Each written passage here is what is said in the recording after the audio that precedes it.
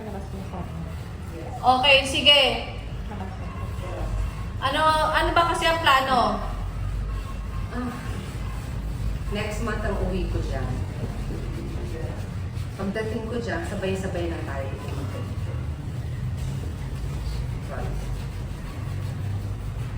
Next month ang uwi ko dyan. Pagdating ko dyan, sabay-sabay na tayo pumunta dito.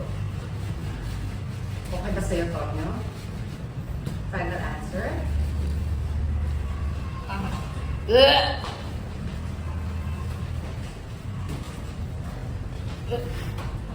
Jenny, okay ka lang? Ano nangyayari?